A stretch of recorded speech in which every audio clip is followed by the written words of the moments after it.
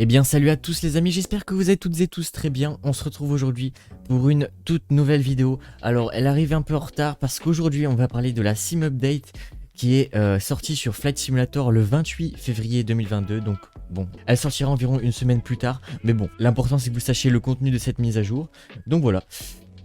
Mais avant que la vidéo commence, n'hésitez pas à vous abonner, à liker et à commenter, c'est très important pour moi et ça me motive à continuer à faire des vidéos de plus en plus qualitatives. D'ailleurs, normalement il y a une vidéo qui va sortir, qui sera un peu différente, un peu plus travaillée, voilà, et qui ne parlera pas de Flight Simulator mais de l'aviation en général, donc restez éveillés, ça sortira courant de la semaine prochaine normalement. Donc voilà, j'espère que vous serez là et nous on se laisse du coup avec la vidéo. Mais avant que je vous parle du contenu qui a été rajouté et des résolutions de bugs, n'oubliez pas de faire attention aux différents modes présents dans votre dossier community qui pourraient causer des crashs ou de sévères ralentissements. Donc je vous conseille, si vous avez des problèmes dans le chargement, que ce soit des crashs ou bloqués dans le chargement ou des gros ralentissements quand vous êtes en vol, de vider votre dossier community et de repartir sur une base saine et de mettre que les modes qui sont mis à jour et que vous vous servez. Voilà, souvent on a des modes qui traînent et qui sont plus mis à jour depuis très longtemps. Donc voilà, je vous conseille de faire ça. D'autre part, je vous conseille de vider le cache si vous en avez un. Ça prend littéralement 2 minutes et ça permet d'oublier toutes les anciennes données qui pourraient poser problème. Donc voilà, ça prévient d'éventuels conflits entre données de nouvelles mises à jour et d'anciennes mises à jour. Donc voilà, je vous conseille de faire ça à chaque mise à jour, bien entendu.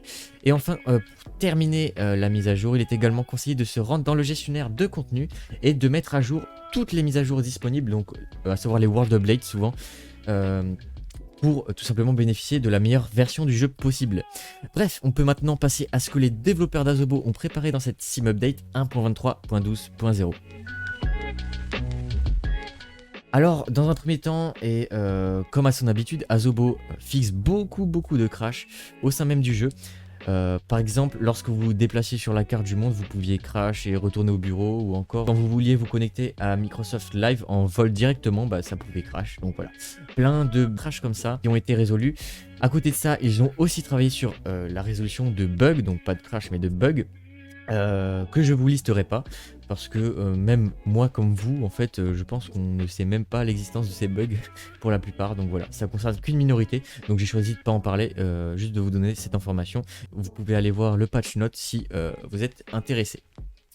Au niveau maintenant de l'optimisation générale du jeu, j'ai une très bonne nouvelle car Asobo nous annonce qu'il travaille actuellement sur une optimisation des performances du jeu en général, sans plus de détails, donc on ne sait pas exactement ce qu'ils ont touché, hein, mais apparemment, déjà, il serait un peu plus fluide.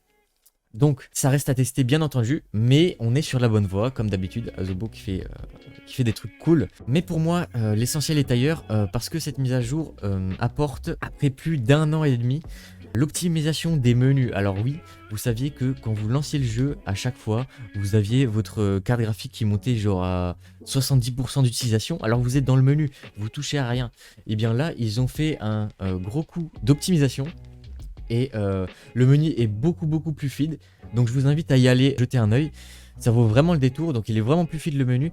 Et en plus de ça, Asobo il nous régale, hein, bien sûr, ils ont réduit significativement les ressources allouées au jeu lors d'une mise à jour ou lorsque la fenêtre est minimisée. Donc ça, c'est aussi très cool parce que, bon, des fois t'as pas envie de lancer le jeu toutes les 5 minutes et de le fermer quand tu l'utilises plus. Hein. Il met 5 minutes, voire 10 minutes à se lancer, j'ai pas envie de le lancer toutes les heures, voilà. Donc c'est vraiment une bonne nouvelle. Parce que vous pourrez arrêter de transformer votre ordinateur en chauffage, surtout lorsque vous avez une mauvaise connexion et que télécharger genre 10 Go ça prend 5 heures avec la carte graphique qui est utilisée à 80%, donc vraiment l'énergie utilisée c'est horrible, plus la chaleur, si c'est en été bah voilà, vous suez et puis voilà quoi. Donc voilà, c'est une bonne nouvelle, l'optimisation donc des menus et également des téléchargements qui consommeront beaucoup moins de ressources. À côté de ça, on a d'autres patchs, notamment sur la météo, qui ne doit plus mettre aussi longtemps à charger lorsqu'on veut voler. La météo en temps réel aussi a encore été modifiée pour essayer de corriger tous les petits problèmes qu'elle subit. Donc que ce soit la transition entre plusieurs météos, la température, le vent, etc. Donc voilà, plein de petits patchs qui font que normalement la météo en temps réel sera encore mieux. Je passe les patchs sur la réalité virtuelle qui ne concerne pas beaucoup d'entre vous et je vais plutôt vous parler du changement de physique sur 3 avions en particulier, à savoir le Cessna 152, le Cessna 208B Grand Caravan X et le Beechcraft King Air 350i qui ont vu leur physique de l'hélice revisité et qui devront changer quelque peu la sensation de vol avec ces derniers. Il faut savoir qu'ils sont en test et que si tout se passe bien, cette amélioration sera élargie à tous les avions disponibles et développée bien entendu par les développeurs. Donc voilà, c'est quelque chose de très bien. On n'est que sur du bon dans cette mise à jour finalement. En tout cas, ce qui est annoncé, hein. On se prépare encore à des bugs comme d'habitude. Pour finir sur cette mise à jour, on a une multitude de résolutions de bugs sur tous les avions qui on l'espère ne va pas rajouter d'autres problèmes, notamment avec le fly-by-wire. Hein. Normalement, je crois qu'ils ont déjà sorti une version après cette mise à jour, fly-by-wire, donc n'hésitez pas à aller sur leur Discord et à télécharger la dernière mise à jour de fly-by-wire à 320 NX si vous l'utilisez. Donc voilà, c'était une petite vidéo pour vous informer. Je compte sur vous hein, pour la semaine prochaine. Il va y avoir normalement une vidéo un peu plus particulière qui va sortir et qui demande plus de travail que ces dernières tout simplement. Donc je compte sur vous. Abonnez-vous, likez la vidéo si elle vous a plu. N'hésitez pas à commenter, à rejoindre le Discord en description. On commence à être beaucoup, donc voilà, n'hésitez pas si vous voulez venir discuter, etc. Ne faites pas les timides. Et nous on se dit à la prochaine pour une prochaine vidéo. C'était Tig. Allez, ciao!